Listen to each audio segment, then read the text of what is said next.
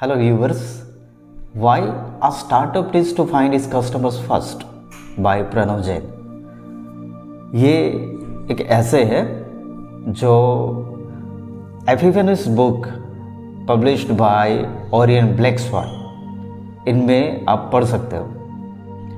प्रणव जैन ने बहुत खूबसूरती से उसके ऐसे में बताया है कि टाइटल में ही आप देखिए, why a startup needs to find its customers first. Startup आप कोई भी शुरू करने जा रहे हो तो कस्टमर को फाइंड करना क्यों ज़रूरी है। देखिए, आपका स्टार्टअप या आपकी प्रोडक्ट जब तक कस्टमर उसको नहीं मिले तब तक आपका स्टार्टअप या प्रोडक्ट कोई काम का नहीं है। प्रणव जैन ने इन ऐसे में 3 तरह से सेक्शन में उनको बताने की कोशिश की है। पहला सेक्शन ये है कि वाई और the real reason behind the failure. Startup क्यों फेल होता है, उसका कारण क्या है, रीज़न क्या है। दूसरे सेक्शन में वो बताते हैं कि are you able to find the real problem. क्या आप वाकई में रियल प्रॉब्लम को ढूंढ पाते हो। और थर्ड, द रियल अप्रोच। आपका स्टार्टअप, उनको कौन सा अप्रोच की ज़रूरत है।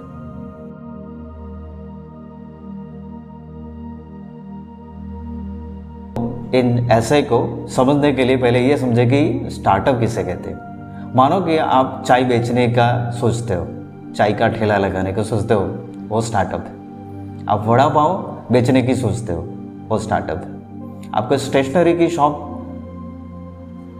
चलाने को सोचते हो, वो स्टार्टअप है। स्टार्टअप कोई भी तरह का हो। प्रणव जैन ने खूबसूरती से पहले ये हमको बताने की कोशिश की है। अब देखिए कि टाइटल को ही पहले समझिए कि why a startup needs to find its customers first. देखिए, कोई भी स्टार्टअप हो, अगर उनको सही कस्टमर ना मिले तो स्टार्टअप कोई काम का नहीं है, वो फेल होगा। या कोई भी टाइप का प्रोडक्ट आप सेल करना चाहते हो लेकिन कस्टमर ही नहीं है, तो फिर वो प्रोडक्ट आपका बिकेगा नहीं, आपका वो स्टार्टअप फेल होगा। तो सबसे पहले जो फर्स्ट सेक्शन है, इसमें वो ये बताने की कोशिश करते हैं कि the real reason behind the failure. आपका स्टार्टअप फेल होने के पीछे का कारण, रीज़न आप बताने की कोशिश करते हैं। इन ऐसे में 3 मेजर रीज़न है जिससे स्टार्टअप आपका फेल हो सकता है। फॉर एग्जाम्पल, आपका स्टार्टअप फेल होता है, उसका मतलब ये नहीं कि आपके प्रोडक्ट में कोई कमी है या खराबी है। आपका प्रोडक्ट तो सही है, लेकिन हो सकता है कि आपको मार्केट नहीं मिला, हो सकता है कि आपको कस्टमर नहीं मिले, हो सकता है कि वो आपका स्टार्टअप या आपका प्रोडक्ट खरीदने वाला कोई ना हो, या आपके स्टार्टअप या आपके प्रोडक्ट उसकी कोई रिक्वायरमेंट ही नहीं हो। एक एग्जांपल देना चाहता हूँ, जो हालांकि इन ऐसे में नहीं है। समझो कि कॉलेज है, कॉलेज के कैंपस के बाहर समझो आप ज्वेलरी की शॉप खोलना चाहते हो, तो आपकी ज्वेलरी की शॉप शायद नहीं चलेगी। कॉलेज कैंपस के बाहर आप फर्नीचर की शॉप खोलने की कोशिश करोगे तो फर्नीचर आपका शायद नहीं बिकेगा, क्योंकि वहाँ कॉलेज के सामने कैंपस के बाहर आपको कस्टमर कौन मिलने वाले हैं। तो जाहिर सी बात है स्टूडेंट्स, अगर इनके बदले में अगर आप स्टेशनरी की शॉप खोलोगे तो आपको स्टूडेंट्स कस्टमर मिल सकते हैं, या आप वड़ा पाव या फिर चाय बेचने की कोशिश करो तो आपको कस्टमर मिल जाएगी। लेकिन जैसे मैंने कहा, आप फर्नीचर का स्टार्टअप शुरू करना चाहते हो कॉलेज के सामने, तो वो आपको कस्टमर नहीं मिलेंगे। तो यही बात है कि आपका स्टार्टअप फेल होने का मुख्य वजह यह है कि आपका वो मार्केट नहीं हो सकता है। मार्केट ना हो तो आपका स्टार्टअप नहीं चलेगा। दूसरा रीज़न, आपको कस्टमर नहीं मिलेंगे, तब आपका स्टार्टअप नहीं चलेगा। या तो फिर ऐसी कोई डिमांड या कोई रिक्वायरमेंट नहीं होगी, तब आपका स्टार्टअप फेल हो सकता है। दूसरा सेक्शन में प्रणव जैन ये बताते हैं कि are you able to find out the real problem. अब देखिए, आप कोई प्रोडक्ट बेचने की कोशिश करते हो या कोई स्टार्टअप शुरू करते हो तो आप प्रोडक्ट बेचोगे इस आशय से नहीं, लेकिन सबसे पहले आपको ये देखना चाहिए कि कोई प्रॉब्लम, आप जहाँ पर स्टार्टअप शुरू करना चाहते हो वहाँ प्रॉब्लम देखिए, प्रॉब्लम को फाइंड आउट कीजिए, फिर वो प्रॉब्लम को एड्रेस करता हुआ स्टार्टअप या वो प्रोडक्ट लॉन्च कीजिए। जो प्रोडक्ट और जो स्टार्टअप जो आपने प्रॉब्लम फाइंड की है उनको सॉल्यूशन दे सके ऐसा कोई स्टार्टअप या प्रोडक्ट आप लॉन्च करेंगे तो स्टार्टअप चलेगा। मैं एक एग्जांपल देना चाहता हूँ, जो हालांकि फिर ये ऐसे भी नहीं है। मैं जिस कॉलेज में पढ़ा था वो गवर्नमेंट की कॉलेज है और गुजरात में जितने भी गवर्नमेंट की कॉलेज है वो रूरल एरिया में। मेरी जो कॉलेज है वो रूरल एरिया में है, हालांकि एक स्मॉल टाउन है। वहाँ रेलवे स्टेशन है और उसके आजू बाजू में छोटा सा मार्केट है और मेरी कॉलेज वो मार्केट से 2 किलोमीटर दूर है। और वहाँ पर जो हमको स्टूडेंट मिलते हैं जो रूरल एरिया से, उनको इंग्लिश पढ़ने में और इंग्लिश लैंग्वेज में दिक्कत होती है। तो मैंने ये फाइंड किया कि इन बच्चों की प्रॉब्लम को कैसे सॉर्ट आउट किया जाए। इन रूरल बैकग्राउंड से आने वाले बच्चों को जिनको इंग्लिश की प्रॉब्लम है, तो उस प्रॉब्लम को टारगेट करते हुए मैंने सोचा कि यूट्यूब पर एक चैनल बनानी चाहिए। तो मैंने सबसे पहले प्रॉब्लम को फाइंड आउट किया, फिर इन प्रॉब्लम को सॉल्यूशन के तौर पर मैंने ये चैनल शुरू की। तो मैं बच्चों की जो इंग्लिश की लर्निंग की प्रॉब्लम है उनको सॉल्व करने की कोशिश कर रहा हूँ। तो फिर आप जो वीडियो देख रहे हैं, आप मेरी वीडियो को प्लीज़ सब्सक्राइब कीजिए और जिन बच्चों को जो रूरल बैकग्राउंड से आते हैं उनको शायद ये चैनल हेल्पफुल लगे तो उनको आप शेयर कीजिए।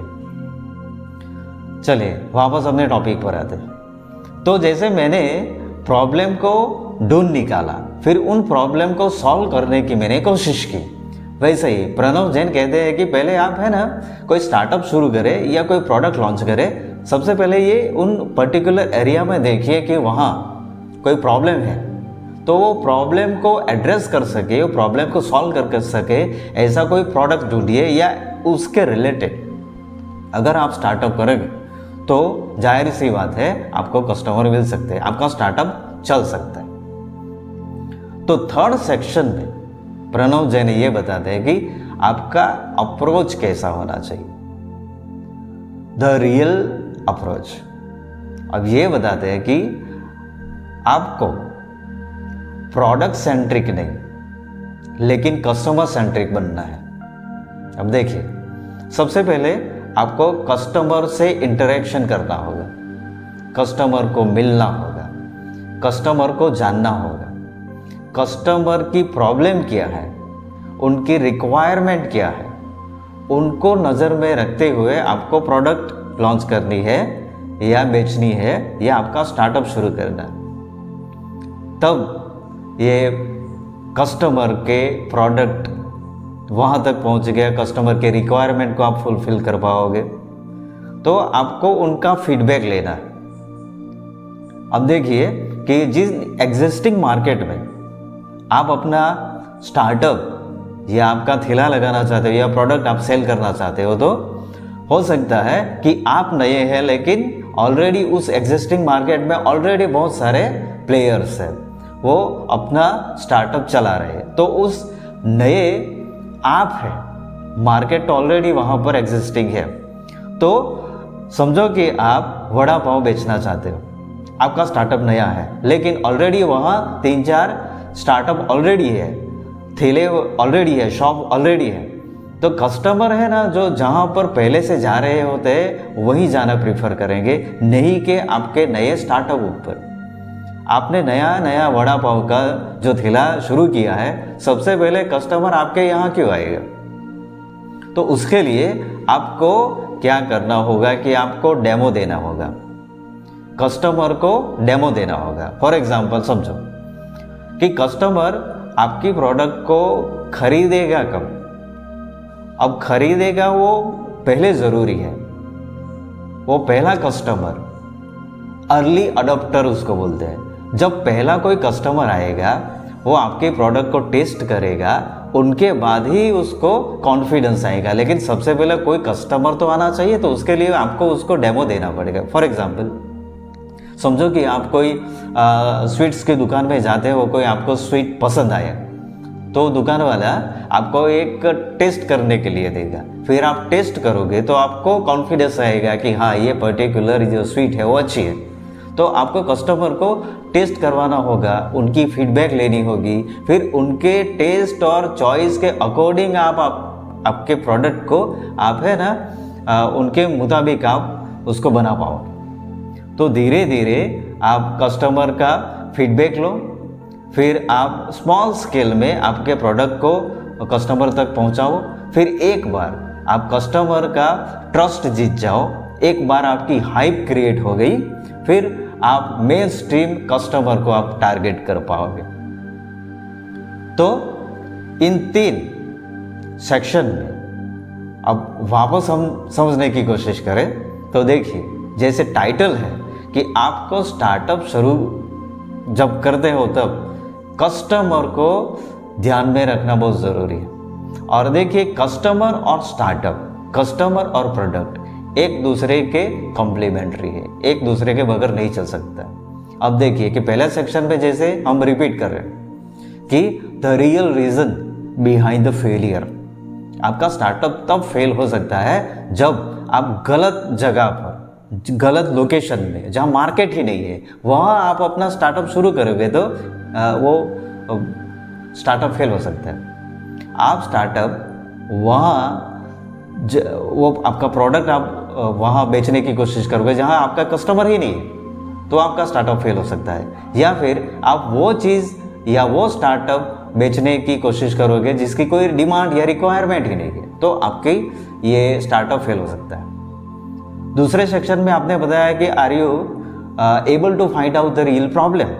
आपको कस्टमर की प्रॉब्लम देखनी है, उसके फाइंड आउट करनी है कस्टमर की प्रॉब्लम क्या है, तो उस प्रॉब्लम को आप टारगेट करते हुए प्रोडक्ट या स्टार्टअप लॉन्च करोगे। उनकी जो रिक्वायरमेंट है, अगर उनको जो आप फुलफिल करने की कोशिश करोगे तो जाहिर सी बात है कस्टमर ऑटोमेटिकली आपके यहाँ आएगा। तो आपको उनकी प्रॉब्लम को फाइंड आउट करना है और प्रॉब्लम को सॉल्व करे ऐसे प्रोडक्ट या स्टार्टअप आपको उनको देना है, तब आपका स्टार्टअप हो सकता है। तो इसमें ये सेकंड फेज में जो प्रणव जी ने बताया, इसमें आपको प्रोडक्ट सेंट्रिक नहीं कस्टमर सेंट्रिक बनना पड़ेगा। कस्टमर उनके नीड क्या है, उसके रिक्वायरमेंट क्या है, उसके अकॉर्डिंग आपको चलना होगा। थर्ड सेक्शन में आपका अप्रोच की बात बोली है, द रियल अप्रोच। आपको कस्टमर को इंटरेक्ट करना पड़ेगा, उसके साथ इंटरेक्शन करना पड़ेगा, उनका फीडबैक लेना पड़ेगा और उनके टेस्ट चॉइस के अकॉर्डिंग आप अपना प्रोडक्ट उनको शेप दीजिए। फिर आप धीरे धीरे उसका कॉन्फिडेंस जीत पाएंगे। आप उसको डेमो दीजिए, आप उसको चखने के लिए बोलोगे, उसके आपके प्रोडक्ट को यूज़ करने के लिए आप उसको प्रेरित करोगे, तो उसके बाद आपका प्रोडक्ट वैसे भी अच्छा ही है, लेकिन फर्स्ट अडॉप्टर जो होता है ना, उसको आप फ्री में दीजिए, कुछ टेस्ट करने के लिए दीजिए, कुछ ट्राई करने के लिए दीजिए, ताकि वो जो फर्स्ट अडॉप्टर है वो आपके प्रोडक्ट में इंटरेस्टेड हो और वो ही वर्ड ऑफ माउथ से दूसरे कस्टमर को रिफ़र करेगा कि ये पर्टिकुलर जो स्टार्टअप है वो बहुत अच्छा है, मैंने ट्राई किया है, यू कैन ऑल्सो ट्राई। तो इस वजह से आपका प्रोडक्ट, आपका स्टार्टअप सक्सेस हो सकता है। तो ये पूरा ऐसे उसको कुल मिला के अगर जो सम अप किया जाए एक ही लाइन में, तो सबसे पहले क्या करना होगा, आपके स्टार्टअप के लिए आपको मार्केट रिसर्च करना पड़ेगा, प्रॉब्लम को फाइंड आउट करना पड़ेगा और प्रॉब्लम को एड्रेस कर सके ऐसा आपको स्टार्टअप या प्रोडक्ट लॉन्च करना पड़ेगा, बेचना पड़ेगा। और उसके साथ साथ वो प्रोडक्ट को आपको क्वालिटी बनाना पड़ेगा। जब क्वालिटी आप अच्छी तरह से सक्सेसफुली आप कस्टमर तक पहुंचा पाए, फिर आपको स्केल अप करके क्वांटिटी पे जाना होगा। मैं आशा करता हूं कि ये ऐसे प्रणव जैन ने जो लिखा है वो उसका जो समरी, उसका जो भावार्थ आपको बताने की कोशिश की है, आपको अच्छा लगा होगा। अगर जो ये ऐसे अच्छा लगा तो लाइक कीजिए और अभी तक आपने मेरी चैनल को सब्सक्राइब ना की हो तो प्लीज़ सब्सक्राइब कीजिए। तब तक के लिए गुड बाय, जय हिंद।